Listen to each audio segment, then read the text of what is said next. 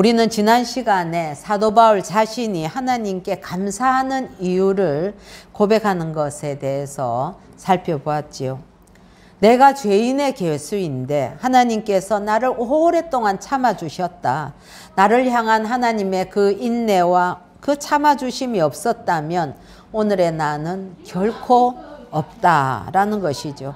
그리고 나를 향해서 참아주실 뿐만 아니라 나를 믿어주시고 충성되이 여겨서 할 일도 주시고 그리고 그 일을 수행할 수 있는 능력을 주셔서 맡겨주신 직임을 감당할 수 있게 하셨으니 그야말로 나의 나 된 것은 하나님의 풍성하신 은혜이다 라고 말합니다. 그런데 이게 나만을 위한 것이 아니라 주를 믿는 모든 사람에게 주시는 하나님의 은혜다. 그래서 나의 남은 소원은 오직 하나님의 영광을 위해 사는 것이다 라는 그런 고백을 오늘 본문 앞에서 바울이 고백하였습니다. 그러면서 오늘 디모데를 향해서 바울이 전하는 권면, 그 권면은 너는 싸워야 할 것이다 하는 말씀이지요. 우리 18절 다 같이 한번 읽어보십시다. 시작. 아들 디모데야, 내가 내게 교훈으로서 명하노니 전에 너를 지도한 예언을 따라 그것으로 선한 싸움을 싸우며, 선한 싸움을 싸우며, 즉 신앙생활은 싸우는 것, 즉 전쟁과 같다는 말씀이지요. 왜 이 전쟁이라는 개념으로 비유를 했는가 하는 것을 우리가 한 3가지 정도로 살펴보려고 합니다. 첫 번째로는 이 싸움의 특징은 타협이나 양보가 없다는 것이죠. 싸울 때 타협이나 양보 없지요. 그게 있었으면은 싸움으로까지 치닫지를 않았을 것입니다. 더 이상 양보할 수 없고 타협할 수 없을 때에 이제는 그냥 밀고 나가야 된다. 그럴 때에 전쟁이 일어나는 것입니다. 신앙생활도 마찬가지입니다. 예수님을 따라가는 길, 또 내 믿음의 길을 지키는 데 있어서는 타협과 양보가 있을 수 없습니다. 즉 신앙생활이 가벼운 어떤 그런 게임이나 장난 이런 정도가 아니라는 뜻이죠. 기분 좋으면 왔다가 기분 나쁘면 떠나가는, 해도 그만 안 해도 그만인 그런 것이 신앙생활일 수 없습니다. 전쟁이라는 것은 여러분 적당하게 할 수 있는 것이 아니죠. 그러면 집니다. 죽기 아니면 살기로 하는 게 전쟁 아니겠습니까? 그래서 무언가 결단을 하고 분명하게 목표를 정해서 대시하는, 그래서 더 이상 미룰 수 없고 후퇴할 수 없는 절박한 가치를 가지고 있는 것이 전쟁이라는 의미이지요. 그런 뜻에서 신앙생활은 싸움과 같다고 말하고 있는 것입니다. 두 번째로는 싸움에는 적이 있다는 사실입니다. 그래서 이 싸움에 비유를 하는 겁니다. 적과 싸우는 거죠. 군대가 강하려면 주적 개념이 분명해야 합니다. 나의 주적이 누군지 알아야만 상대에 대해서 적절한 대응을 준비도 할 수 있고 대응도 할 수 있는 것 아니겠습니까? 예를 들어서 일본은 어느 나라를 주적으로 할까요? 일본의 주적은 중국이라고 하더라고요. 또 호주는 주적이 어딘가 인도네시아가 호주의 주적으로 삼고 있습니다. 대한민국은 어떻습니까? 우리를 남침했고 지금도 그 이후로 무력적화 통일을 한 번도 포기한 일이 없는 북한을 우리는 주적으로 삼을 수밖에 없는 것이죠.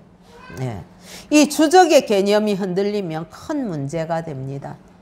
지난 정부에서 좌편향되어 있는 정부였기 때문에 그 평화를 이야기하면서 주적의 개념조차도 국방백서에 보면 다 지워버렸었죠. 그랬기 때문에 안보에 큰 문제가 생기게 되었고 점점 더 이 핵의 문제는 가속화되고 있었던 것입니다. 그래서 우리는 우리 먼저 막 휴전선 GP도 폭파하고 이 남쪽으로 살려고 탈출한 그런 사람을 오히려 돌려보내고 하는 그런 일이 있었던 것입니다. 그런데 신앙의 싸움에도 주적이 있다는 말입니다. 여러분, 그 대상은 우리를 괴롭히는 사람이거나 아니면 우리를 괴롭히는 그러한 환경이 아닙니다. 그 배후에서 조정하는 세력이 있는데 바로 사단인 것이죠. 그게 싸움의 대상인 것입니다. 또 전쟁에 비유한 세 번째 이유를 찾아보면 전쟁에 나간 군인은 자기 뜻대로 싸우는 것이 아니죠. 반드시 작전 명령에 따라서 절대 복종하면서 나가는 것이기 때문에 이 신앙생활을 싸움에 비교한 것입니다. 거기에는 자기 판단이라든지 의지가 소용이 없습니다. 군인들이 위의 명령에 따라서 안 움직이고 자기가 스스로 판단해서 자기 마음대로 하는 것 같으면 그건 그야말로 지자고 하는 일 아니겠습니까? 그러나 전쟁에서 군인은 가라면 가고 서라면 서고 죽이라면 죽여야 합니다. 이처럼 전쟁에서는 명령 따라서 사람도 죽이고 건물도 파괴하고 그렇지만 그게 죄를 물을 일은 아니게 되는 거죠. 전쟁에 나가서 사람을 죽였다고 그거를 죄로 판단하지는 않는다는 얘기입니다. 왜냐하면 명령대로 순종했으니까 그렇죠.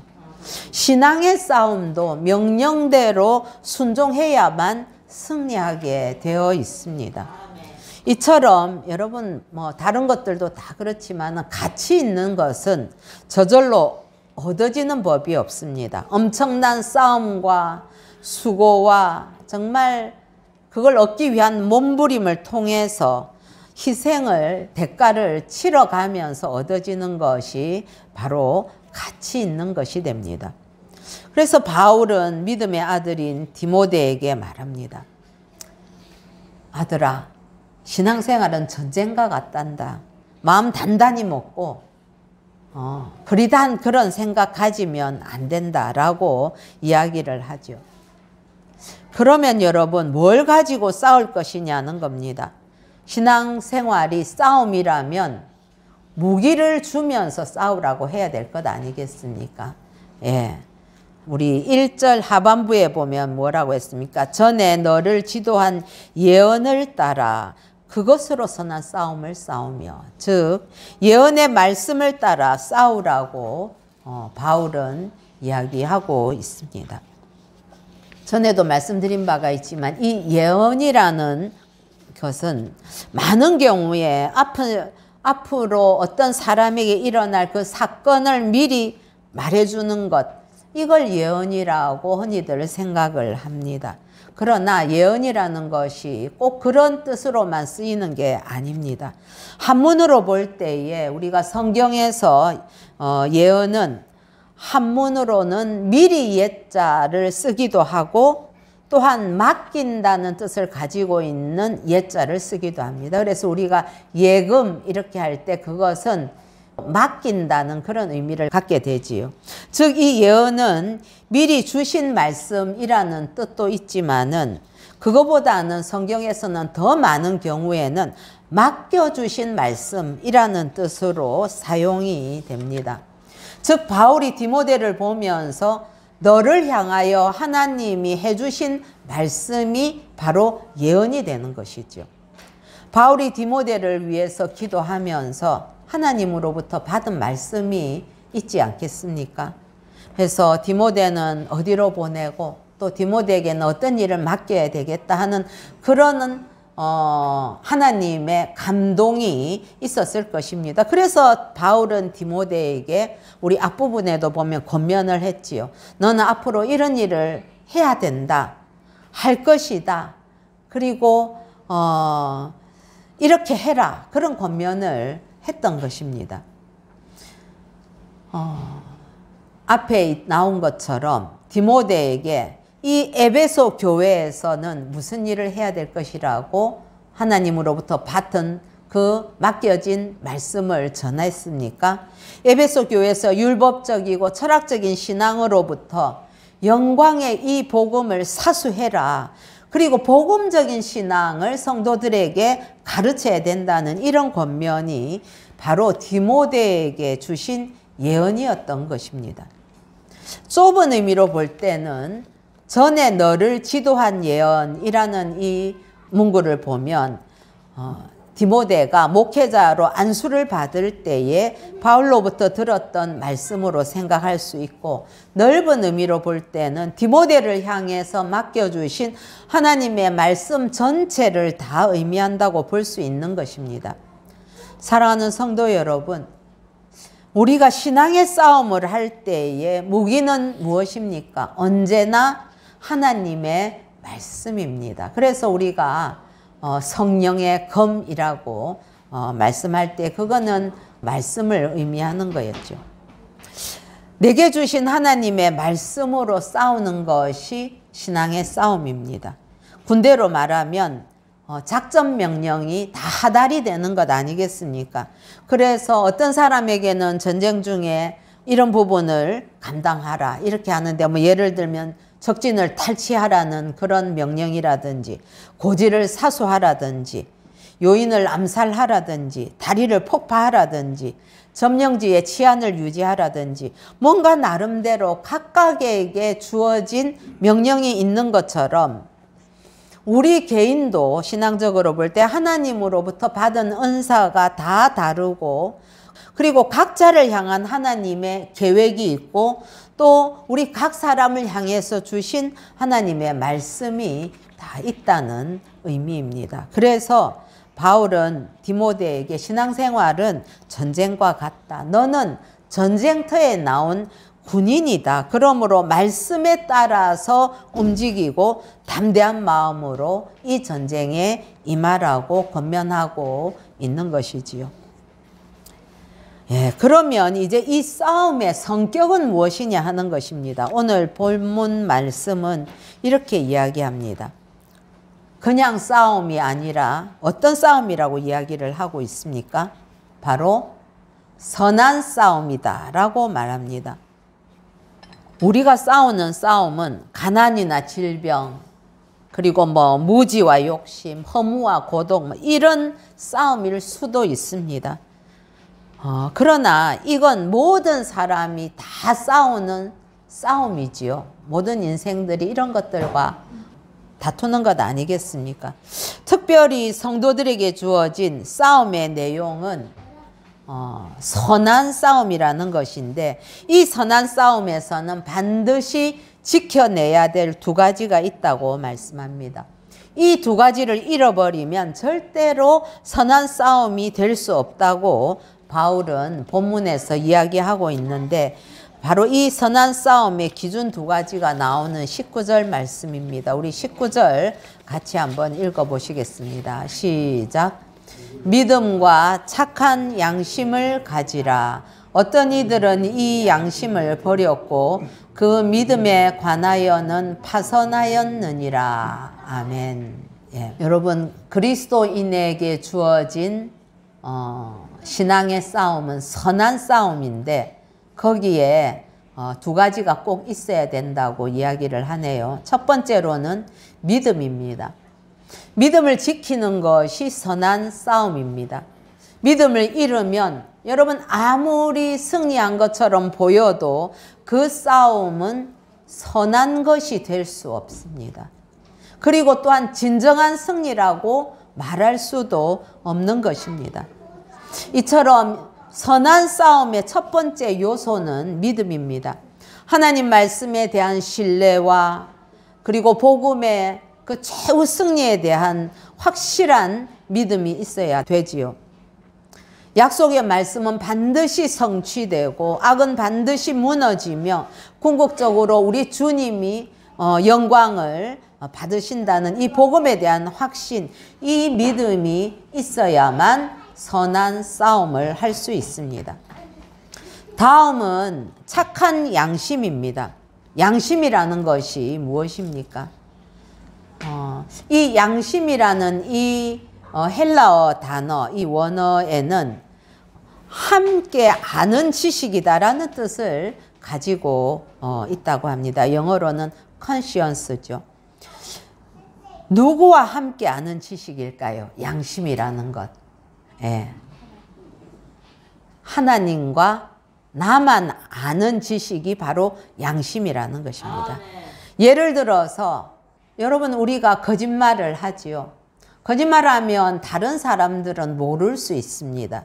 예. 그러나 누가 압니까? 하나님께서 내가 거짓말하는 것 확실히 아시고 나 자신도 알지요. 그게 바로 양심입니다. 슈바이처 박사 우리 참 밀림에서 성자라고 이야기하는 그분은 어릴 때 자신의 그 부모님과 있었던 그런 일을 계기로 해서 양심에 대한 정의를 했는데 양심은 우리 속에 있는 하나님의 음성이다. 그런 정의를 했습니다. 예. 하나님께서 말씀해 주신다는 것이죠. 그렇습니다. 양심은 하나님의 음성에 응답하는 인간의 영적인 기능입니다. 우리가 하나님의 감동과 계시에 대해서 어긋나게 행동하고 도덕적으로도 바르게 응답하지 못하고 있을 때에 양심은 살아있다면 양심은 우리에게 우리 영혼에게 그렇게 하면 안 된다. 이렇게 해야 된다라고 우리의 행동과 생각을 판단해 주는 역할을 하는 것입니다. 그런데 이런 양심을 외면하기 시작하면 그게 바로 양심을 버리는 것이고 자꾸 양심을 버리다 보면은 무뎌지고 나중에는 양심이 마비가 되고 맙니다.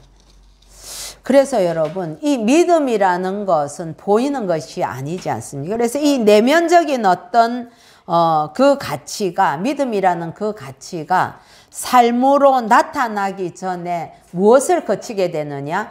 양심을 거치게 된다는 것입니다. 예. 그런 의미에서 믿음이 신앙적인 것이라면 양심은 실천적인 것이라고 볼 수 있습니다. 즉 믿음과 양심은 수레의 두 바퀴와도 같습니다. 그래서 하나라도 이게 균형이 안 맞으면 부실하게 되면 그러면 이 수레가 바른 길을 갈 수가 없습니다. 양심이 마비되면 신앙은 어떤 모습을 띠게 될까요? 위선적인 그런 신앙이 되고 맙니다. 그러면 그 영혼은 점점 말라갈 수밖에 없는 거죠. 기쁨을 잃게 됩니다. 예, 찔림이 있는데 어떻게 마음에 기쁨이 있겠습니까? 예를 들어서 사업하는 성도는 돈 버는 것이 참 중요하지요. 그러나 그 가운데 사업을 하면서도 그리스도인으로서의 신앙 양심을 지켜야만 하는 것입니다. 여러분 이 시대에 사실 기독교인들이 세상 사람들로부터 욕을 먹는 그런 경우를 보면 그게 믿음 자체 때문에 세상 사람들로부터 욕먹는 경우가 그렇게 많다고 볼 수 없습니다. 여러분 만약에 믿음 자체 때문에 우리가 세상으로부터 비난을 받는다. 그거는 우리가 핍박을 받는 것이지요. 그거는 우리가 기꺼이 감수해야 될 문제입니다. 그러나 문제는 사람들이 비난하는 내용은 뭐냐? 신앙 양심대로 저 사람들이 예수 믿으면서도 실천하지 않는다는 것이지요. 그게 사람들에게 비난의 빌미를 제공하는 것입니다. 착한 양심이 없다는 것이 문제입니다. 여러분 사람들은 그렇게 생각합니다. 예수 믿는 사람이 자기네들하고 조금도 다름없이 늘 불평불만하고 다른 사람 비난하고 욕하고 욕심 부리고 그렇게 하면 사람들이 네가 믿는 그 믿음은 도대체 뭐냐? 네가 그리스도 를 믿는다고 해서 내가 싫어하는 것이 아니라 당신이 양심을 버리는 행위를 하기 때문에 나는 예수 믿는 사람이 싫다. 그렇게 이야기하는 거죠. 그래서 세상 사람들은 예수 믿는 사람이 싫은 이유 중에 하나가 이기적인 것을 들거든요. 사실은 얼마나 선한 행위나 헌신적인 것도 많이 있음에도 불구하고 적은 부분이라도 그런 이기심이나 그런 어떤 약삭 빠름이나 그런 것들이 세상 사람들과 구별 없이 드러나게 되면 그러면 가차없이 비판합니다. 가면 갈수록 이 착한 양심 이게 없으면 진리가 의심받는 시대가 된다고 꽤 오래전에 학자들은 이야기했는데 우리는 이미 그런 시대에 살고 있습니다. 사랑하는 성도 여러분, 여러분은 세상 사람들로부터 기독교인이 혹은 교회가 착한 양심을 가진 사람이거나 집단이라고 평가받고 있다고 봅니까? 그건 마땅히 우리가 받아야 될 평가입니다. 그런데 여러분, 우리는 새로워져야만 합니다. 영광의 복음을 누리는 자들이 양심에 있어서 의심을 받는다면 이건 선한 싸움에서 밀릴 수밖에 없는 것 아니겠습니까? 이 시대가 도덕성 회복이라는 주제가 신앙을 가진 그리스도인들에게도 중요한 과제가 되었다면 이건 너무 우리는 부끄럽기도 하고 슬픈 사실입니다. 적어도 예수 믿는 사람들만큼은 도덕적으로 다른 사람들보다 우위에 있고 그래서 착한 양심을 가졌기 때문에 저 사람들 말고 안 믿는 사람들이 우리가 도덕성을 회복해야 된다. 그렇게 말하면 그래 그건 맞아 이렇게 할 수 있지만은 그러나 그리스도인들도 동일하게 도덕성 회복이 우리가 이루어야 될 최대의 과제다. 이렇게 되면 여러분 우리의 가치는 어디에 있는 것입니까? 그렇습니다. 성도들의 양심이 착한 양심으로 회복되지 않으면 세상 사람들의 그 양심에 어떤 그 임팩트를 줄 수 없습니다. 도전이라든지 감동을 줄 수 없지요. 그러면 여러분 전도의 문은 막히는 겁니다. 네. 즉 신앙과 삶이 일치되지 않으면 우리는 땅에 밟히는 소금이 될 수밖에 없습니다. 그래서 믿음의 싸움을 제대로 싸우는지 측정하는 그 도구가 있다면 그게 바로 양심이고 그 양심은 나침판과도 같은 기능을 하는 것 같습니다. 그런데 여러분 믿음에 관해서는 무엇이라고 이야기를 합니까? 우리 그 밑에 있는 부분 어떤 이들은 이 양심을 버렸고 그 믿음에 관하여는 파선하였느니라 그렇게 말합니다. 여러분 파선은 배가 부서지는 게 파선이지요.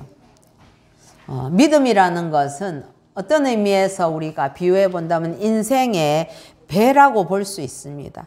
하나님 나라를 향해서 항해하는 것이 우리 인생이라면 믿음이 배이고 양심은 나침반 기능을 한다고 볼 수 있는 것입니다. 그러나 아무리 좋은 명예를 가지고 재물이 많다고 해도 여러분 이 배가 이게 부서지게 되면은 아무 소용이 없지 않습니까? 배에다가 뭐 좋은 것들 명예 재물 뭐 다 실었다 할지라도 그러나 믿음이라는 그 배가 파선이 돼버리면 의미 없다는 이야기입니다. 그래서 우리 삶에서 가장 중요한 요소는 바로 믿음입니다. 그리고 그 믿음의 배가 바로 가기 위해서는 양심이 살아 있어야만 되는 것이지요. 성도 여러분, 아무리 많은 업적을 이루었다고 해도 이 두 가지가 없으면 성공이라고 말할 수 없습니다. 결코 선한 싸움이 될 수 없다는 것입니다. 사도 바울이 우리 사도행전 20장 24절에 있죠. 그 인생의 마지막이다 하고 나가는 그 길에서 내가 달려갈 길과 주 예수께 받은 사명 곧 하나님의 은혜의 복음을 증언하는 일을 마치려 하면은 나의 생명조차 조금도 귀한 것으로 여기지 않는다. 그런 선언을 했을 때에 여러분 그 사도 바울에게 인생의 그 마지막 점을 바라보는 그에게 재산이 있었습니까? 명예가 있었습니까? 그런 거 다 없었습니다. 그러나 그에게 있는 것이 있었는데 두 가지. 나는 양심에 부끄럽지 않게 살았다. 그리고 나는 한시도 주님을 만난 이후로 그 믿음을 놓아본 적이 없다. 라는 것 아니겠습니까? 그렇다면은 바울의 인생은 선한 싸움을 잘 싸웠다는 이야기지요. 그게 진정으로 남는 것입니다. 여러분 우리 인생에서 무엇을 남길 것입니까? 싸움을 싸워 나가는데 내가 선한 싸움을 잘 싸워냈다. 내 양심 잘 지키고 내 믿음 잘 지켰다 하는 그것만 남는 것이지 돈이 남습니까? 명예가 남습니까? 그런 것들은 어느 순간에 다 희미해지고 없어질 것들입니다. 그래서 바울은 그리스도인의 이 선한 싸움의 두 가지 요소, 즉 절대로 믿음은 잃어서는 안 되고 믿음 그 위에서 밝고 깨끗한 양심을 가지고 싸워야 하는 존재가 군사라고 이야기를 하고 있습니다. 그러면서 바울은 마지막으로 이 믿음에 있어서 파선자들이 실패자들이 있다고 이야기합니다. 우리 20절 같이 한번 읽어보십시다. 시작. 그 가운데 후메네오와 알렉산더가 있으니 내가 사탄에게 내준 것은 그들로 훈계를 받아 신성을 모독하지 못하게 하려 함이라. 예. 이 두 사람 후메네오와 알렉산더의 악행에 대해서는 디모데후서 2장과 4장에 나오고 있습니다. 디모데후서 2장 16절 17절을 제가 한번 읽어보겠습니다. 망령되고 헛된 말을 버리라. 그들은 경건하지 아니하며 점점 나아가나니 그들의 말은 악성 종양이 퍼져나감과 같은데 그 중에 후메네오와 빌레도가 있느니라. 그렇게 이야기합니다. 예. 후메네오는 말하자면 이 부활에 대해서 잘못된 것들을 자꾸 사람들에게 퍼뜨리기도 했을 뿐만 아니라 여러 가지 목회자를 향해서 비난과 대적하는 그리고 잘못된 것들을 성도들에게 이야기함으로써 그것이 더 심각한 것은 점점 성도들 사이에서 퍼져나가게 한다는 그런 잘못을 저지른 자가 후메네오였습니다. 디모데후서 4장 14, 15절 제가 읽어보겠습니다. 구리 세공업자 알렉산더가 내게 해를 많이 입혔음에 주께서 그 행한 대로 그에게 갚으시리니 너도 그를 주의하라. 그가 우리 말을 심히 대적하였느니라. 예. 이 알렉산더도 바울과 그리고 디모데를 향해서 많이 대적하였던 그런 해를 끼쳤던 성도 중에 한 사람이었던 것 같습니다. 여러분 목회를 하다 보면 목회자와 교회를 어렵게 하는 사람들이 있습니다. 목회자는 당연히 그런 성도라 할지라도 그의 영혼을 사랑해서 구원을 위해서 기도하고 가르치고 권면도 해야 되고 그렇게들 하고 있지요. 그러나 목회자의 역할은 거기까지입니다. 여러분 사도 바울이 아무리 큰 사도이고 자기가 그 사도권을 가졌다 할지라도 바울도 인간이기 때문에 한 사람의 영혼을 그 구원의 문제를 판단하거나 좌지우지할 수는 없는 것입니다. 사단에게 내어줄 영혼의 그 처분할 권리를 갖고 있는 게 아니지요. 영혼 구원의 권한은 누구에게만 속한 것입니까? 오직 하나님께만 속한 것이기 때문에 그렇습니다. 즉 디모데에게 이런 어려운 사람들에 대해서 너가 최선을 다해서 할 일을 하되 결과는 하나님께 맡기라는 것입니다.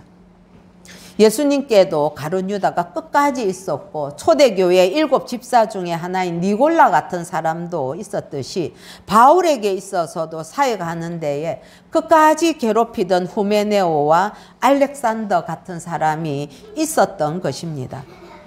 그러나 괴롭히는 사람이 있다고 해서 그 사람만 계속 집중하고 거기에 휘둘리기 시작하면 주어진 목회의 사역들을 감당할 수가 없겠죠. 다른 일을 할 수가 없는 것입니다. 그래서 바울은 디모데에게 이야기하는 거죠. 후메네오나 알렉산더 같은 사람이 있다 할지라도 최선을 다해서 너가 하는 데까지 하지만 그러나 거기에만 매달려서는 안 된다. 하나님께 맡기고 그런 사람들은 오히려 나머지 다른 일에 너가 목회적인 일에 집중을 해야만 된다라고 오히려 이 디모데에게 자신이 목회를 통해서 얻었던 그러한 결론이나 그런 것들을 이야기를 해주면서 자유함을 가지라고 하는 것입니다. 그런데 우리가 조금 오늘 20절에 있어서 마음에 걸리는 대목이 있지요. 내가 사탄에게 내준 것은 이 말이죠. 그렇죠? 내가 사탄에게 내준 것은 이 말은 오해하면 안 되는 것이 이게 바울이 후메네오와 그 알렉산더를 사단이 확 잡아서 가서 죽음에 이르게 해라 이런 의미가 아닙니다.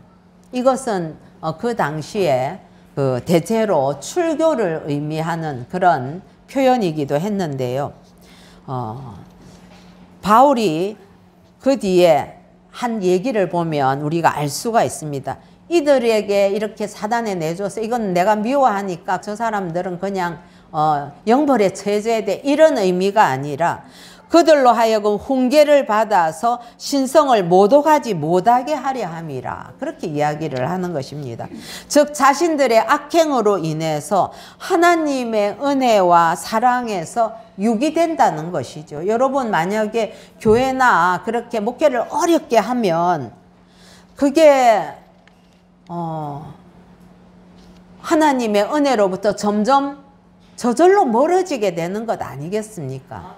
예, 교회를 어지럽게 하면 성령께서 그것을 늘 책망하게 되지요. 그러면 사단으로부터 어떤 어려움을 당하게 될 것을 자초하는 행위가 되는 것입니다. 그렇게 해서라도 그 어려움을 통해서라도 자기 잘못을 깨닫고 회개하고 돌아오기를 간절히 바라는 그런 안타까운 마음, 그 영혼들을 사랑하는 마음으로 바울은 이런 이야기를 하고 있는 것입니다. 고린도전서 5장 5절에 보면 이런 자를 사탄에게 내주었으니 이는 육신은 멸하고 영은 주 예수의 날에 구원을 받게 하려 함이라. 즉 바울이 사단에게 내주었다 이것은 선한 양심을 버리고 믿음에서 파선한 이 두 사람의 영혼을 내준 것이 아니라 그의 육신이라는 것을 우리는 이 고린도전서 말씀을 통해서 알 수가 있습니다. 사랑하는 성도 여러분, 우리는 믿음의 군사들입니다. 신앙생활에서 선한 싸움을 끝까지 싸우는 저와 여러분이 되시기를 권면합니다. 그리고 믿음에서 파선하지 말고 착한 양심을 지켜냄으로써 십자가에서 승리하신 우리 주님과 함께 인생의 선한 싸움에서 승리하는 저와 여러분이 되시기를 우리 주 예수님의 이름으로 축복합니다.